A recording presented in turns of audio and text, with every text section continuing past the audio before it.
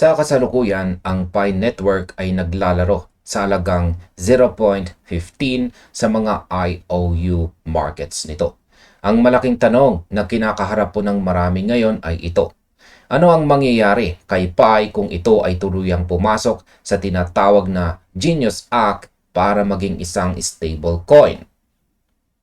Yan, para po sa mga hindi pa pamilyar sa kasalukuyang takbo ng market, ang mga analytics platform tulad po ng CoinCodex at saka CoinCheckup, pati na rin ang data mula po sa Bybit ay nagpapakita na ang live price ng Pi ay naglalaro po sa pagitan ng 0.14 hanggang 0.17. Ayan, ang mga kasalukuyang price prediction engines ay nagpapakita po ng pagiging maingat. Ayon po sa mga modelo para sa buong taon ng 2026, ang average po na presyo ni Pi ay inaasahang mananatili sa loob ng isang trading channel na 0.1 hanggang 0.10. Ayan, highlight lamang po natin 0.10 to 0.15. Ayan. At may posibilidad po ito na bumaba pa sa 0.11. Yan sa mga susunod na buwan. Ngunit may isa pong bagong anggulo na lumalabas ngayon sa mga usapan. May mga ulat na ang core team po ng Pi ay aktual na nag-i-explore sa posibilidad na i-register ang Pi bilang isang Genius Certified Stablecoin na nakapeg po o nakatali sa halaga ng US dollar. Ayan, $1. Ang layunin po ng planong ito ay gawing eksaktong $1 ang halaga ng bawat isang Pi. Kaya ang masasabi ko po rito ay ang hakbang na ito ay isang napakatinding pagbabago na pwede pong magpabago sa kapalaran ng bawat holder. Kung ang asset po na binuo o minina ng community sa loob ng maraming taon ay hindi na magiging pabago-bago ang halaga, kundi magiging isang regulated digital dollar na may tunay na purchasing power. Mag-iiba po ang laro.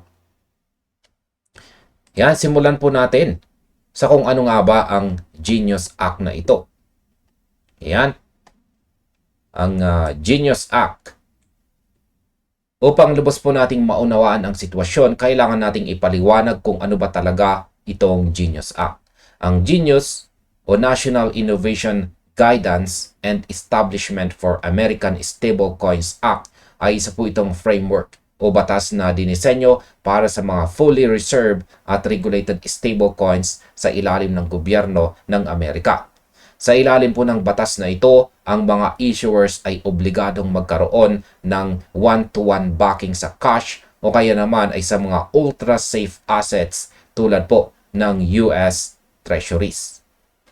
Ibig sabihin, kung may umiiral na stablecoin sa circulation, dapat may katumbas itong totoong dolyar na nakatago po sa isang protektadong bank account.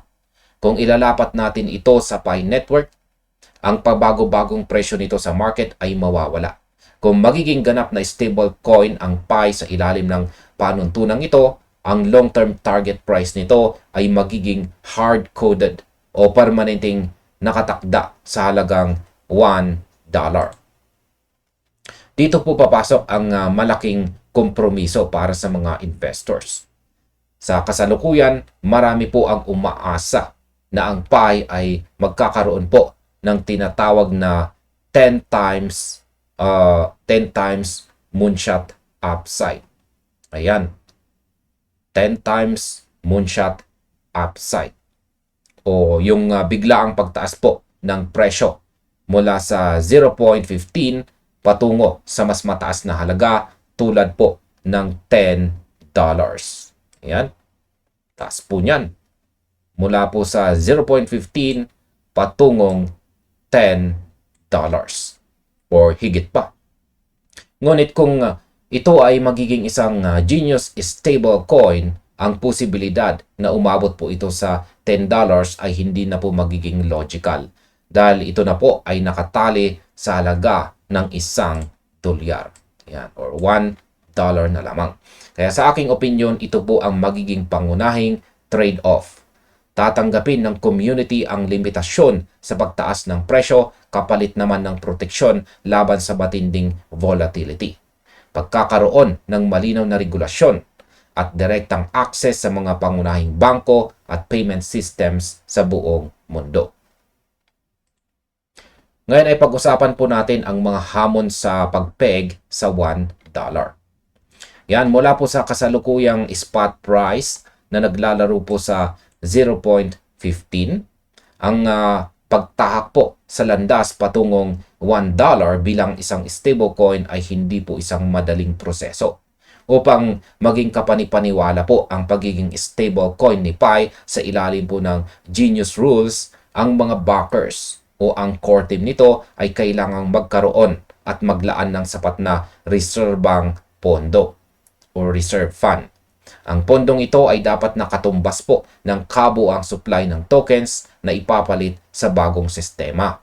Kailangan din nilang pamahalaan ng maayos ang mga redemptions o ang pagpapalit ng digital token patungong totoong pera upang maiwasan ang tinatawag na bank run dynamics, kung saan sabay-sabay nagwi-withdraw ang mga tao.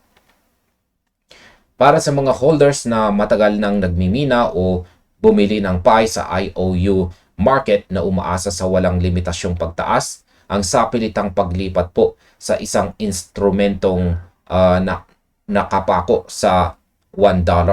Ayan, $1 ay maaari pong tingnan bilang isang kawalan ng pagkakataon para kumita ng mas malaki. Lalo na kung ang mga tuntunin sa pagpapalit o conversion ay hindi po magiging paborable para sa mga naunang sumuporta sa project. Gayunpaman, may kabilang banda rin itong dala. Ang isang regulated stablecoin na may 1-to-1 reserves ay maaari ding maging tanging makatotohanang paraan upang ang Pi network ay magbago mula sa pagiging isang speculative asset patungo sa isang bagay na tatanggapin ng mga lehitimong negosyante, payroll platforms at mga fintech companies. Kaya ang masasabi ko po rito ay kung mananatili lamang itong isang speculative token na naglalaro sa iisang sentimo, mahihirapan itong makakuha ng malawakang pagtanggap sa totoong komersyo or commercial. Pag-usapan naman po natin ang dalawang posibleng direksyon. Yan, tingnan natin ang dalawang magkaibang senaryo para sa hinaharap ni Pi network. Sa unang senaryo, kung saan ang Pi ay hindi po magiging isang Genius compliant stablecoin. Ang mga projections po ay nananatiling mababa at limitado. Ayon po sa mid-range scenario ng Coinbase, ang Pi ay maaari pong mag-average lamang sa 0.11 ngayon pong taong 2026. Bagamat may mga pangmatagalang modelo na nagpapakita na maaari itong umakyat sa 0.49 ng taong 2030 at posibleng umabot naman sa 0.80 hanggang 0.80 hanggang 1.70 sa mga susunod na dekada. Ang lahat ng ito ay nakasalalay pa rin po sa pangkalahatang crypto liquidity cycle at kung mananatiling buhay ang project. Sa senaryong ito, ang Pi ay ituturing lamang na isa pang high-risk altcoin na sumasabay sa agos ng market. Sa ikalawang senaryo, kung matutuloy ang paglipat nito bilang isang Genius Act style stablecoin, ang takbo po ng presyo ay ganap na magbabago. Ang magiging bull case o ang pinakamagandang mangyari ay hindi ang pagtala ng 10 beses na laki ng kita or times 10. Ayan. Kundi ang isang mabilis na pag-angat mula 0.15 patungong $1. Ayan. At susundan naman ito ng isang mahabang plateau o patag na linya. Ayan, kasi dyan na po siya mag-i-steady. Ang magiging kita ng mga holders sa sistemang ito ay hindi na magmumula sa capital gains o pagtaas ng presyo ng token, kundi sa paggamit nito sa totoong komersyo or commercial, mga pautang at syempre mga yield bearing financial products. Kaya masasabi ko po rito ay ang bear case naman para sa stablecoin scenario ay magiging ang bear case naman para sa stablecoin scenario na ito ay magiging prangka po. Alinman sa mapapanatili nito ang peg sa $1 o kaya naman ay tuluyan itong mabibigo kung magkaroon ng problema sa pamamahala o reserve o sa regulasyon ng pamahalaan. Ngayon ay pag-usapan naman po natin ang kahihinatnan ng market. Yan, sa kasalukuyang takbo po ng trading ngayong May 2026, ang Pi Network ay tinitrade at sinusuri nila na tila ba ang Genius Act ay isang ingay lamang sa background. Ang market ay nakatuon pa rin po sa kasalukuyang halaga na 0.15 at sa mga karaniwang galaw ng cryptocurrency. Ngunit kung ang project po ay magdesisyon na tawirin ang linyang ito patungo sa pagiging isang regulated stablecoin, ang bawat prediction po at pagsusuri na nakikita natin ngayon ay mawawalan ng bisa at kailangang isulat muli mula sa simula.